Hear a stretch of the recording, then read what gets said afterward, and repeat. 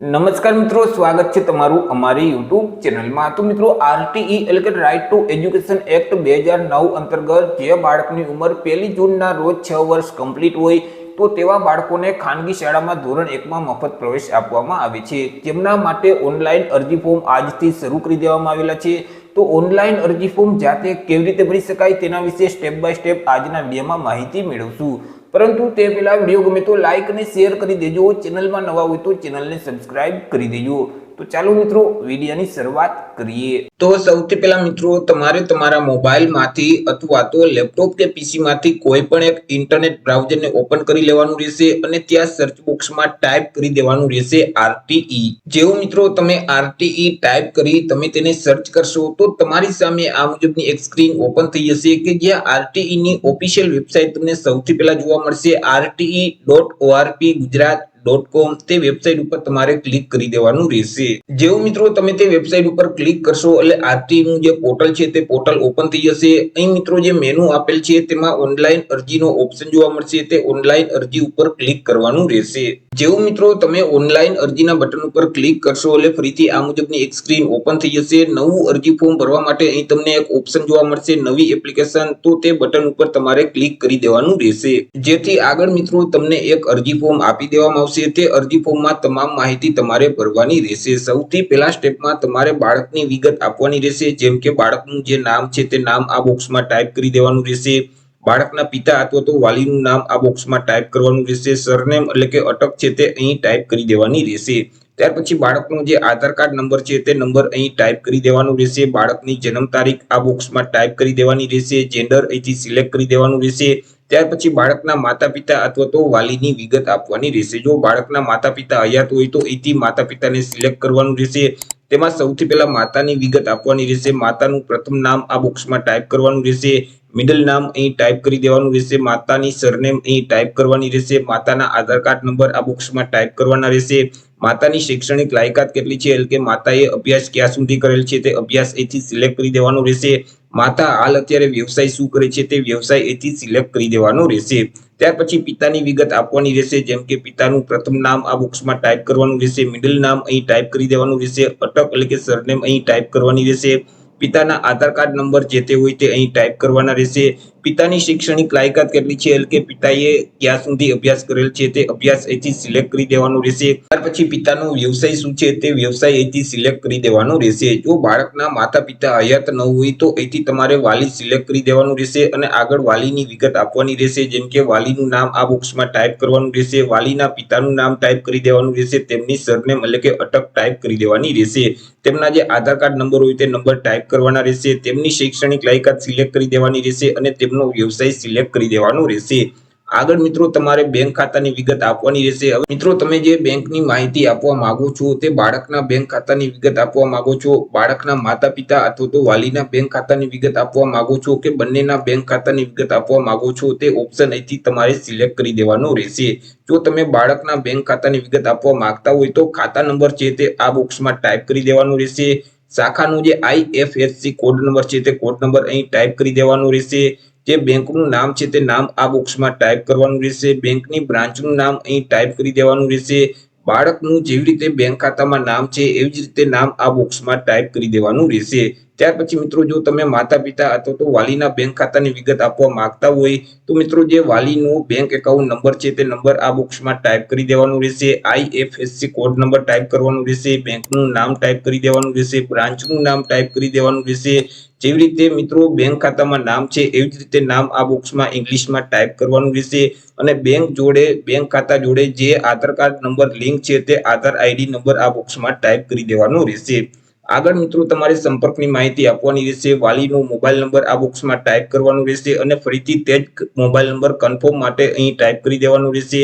ત્યાર પછી જો વાલી પાસે ઈમેલ આઈડી હોય તો પોતાનું ઈમેલ એડ્રેસ છે તે અહીં ટાઈપ કરી દેવાનું રહેશે। તમામ માહિતી ભરાઈ જાય એટલે અહીં તમને નેક્સ્ટ સ્ટેપનું બટન જોવા મળશે, તે બટન ઉપર ક્લિક કરી દેવાનું રહેશે। આગળ મિત્રો તમારી અરજી છે તે બીજા સ્ટેપમાં આવી જશે। બીજા સ્ટેપમાં તમારે માધ્યમને સિલેક્ટ કરવાનું રહેશે। તમે કયા માધ્યમમાં પ્રવેશ મેળવવા માંગો છો તે માધ્યમ અહીંથી સિલેક્ટ કરવાનું રહેશે, જેમ કે તમે ઇંગ્લિશ મીડિયમમાં પ્રવેશ મેળવવા માંગો છો કે ગુજરાતી મીડિયમ છે અથવા તો હિન્દી, મરાઠી, ઉર્દુ, ઓડિયા કે તેલુગુ, તમે જે લેંગ્વેજમાં પ્રવેશ મેળવવા માંગતા હોય તે લેંગ્વેજ અહીંથી સિલેક્ટ કરી દેવાની રહેશે। ત્યાર પછી અલગ અલગ કેટેગરીનું લિસ્ટ અહીં તમને જોવા મળશે. તમે જે કેટેગરીમાં પ્રવેશ મેળવવા માંગતા હોય તે કેટેગરી સિલેક્ટ કરી દેવાની રહેશે.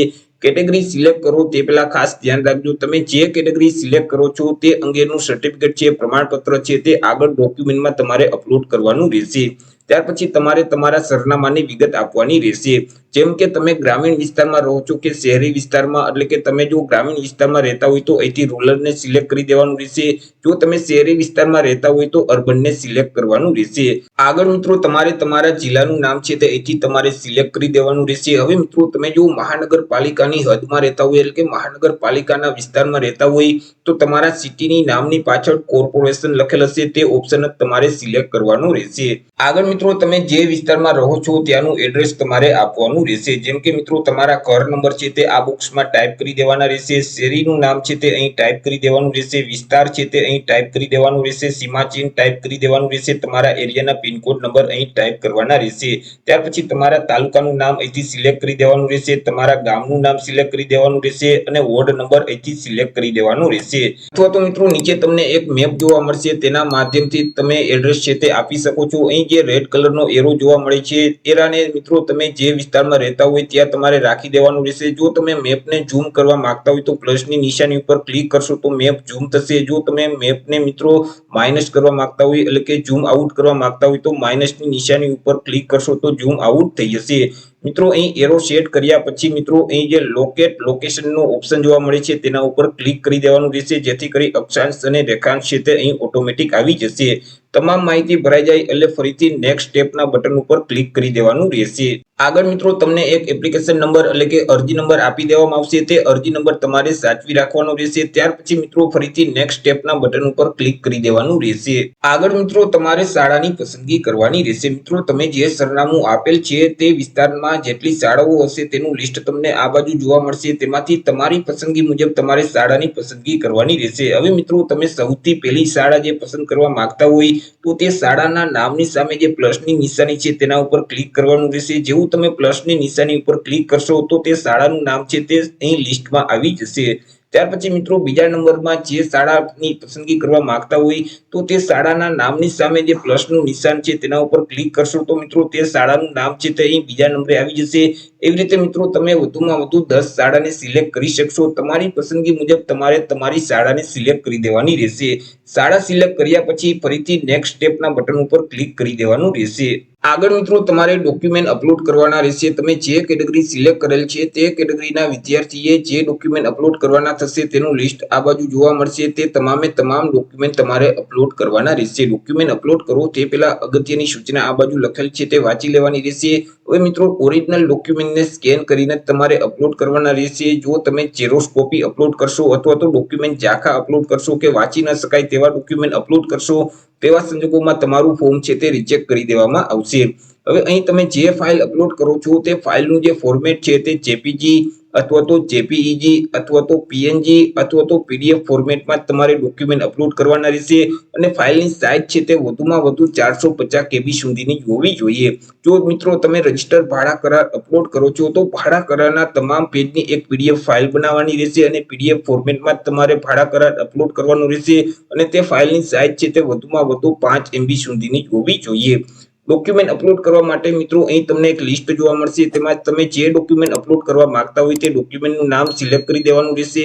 ત્યાર પછી ચોઈસ ફાઇલના બટન ઉપર ક્લિક કરવાનું રહેશે, જેથી કરી ડિવાઇસ ઓપન થઈ જશે કે જ્યાં તમે સ્કેન કરેલું ડોક્યુમેન્ટ રાખેલ છે તેને તમારે સિલેક્ટ કરી દેવાનું રહેશે. ત્યાર પછી અપલોડના બટન ઉપર ક્લિક કરવાનું રહેશે. મિત્રો તમે અપલોડના બટન ઉપર ક્લિક કરશો તો તમારું ડોક્યુમેન્ટ છે તે અહીં અપલોડ થઈ જશે. મિત્રો અહીં ડોક્યુમેન્ટનું લિસ્ટ પણ તમને જોવા મળશે. ત્યાર પછી મિત્રો ફરીથી બીજું ડોક્યુમેન્ટ અપલોડ કરવાનું રહેશે. બીજું ડોક્યુમેન્ટ અપલોડ કરવા માટે ફરીથી જે ડોક્યુમેન્ટ અપલોડ કરવા માંગતા હોય તેનું નામ સિલેક્ટ કરી દેવાનું રહેશે. ચોઈસ ફાઇલના બટન ઉપર ક્લિક કરી ડોક્યુમેન્ટને સિલેક્ટ કરી દેવાનું રહેશે અને અપલોડના બટન ઉપર ક્લિક કરવાનું રહેશે.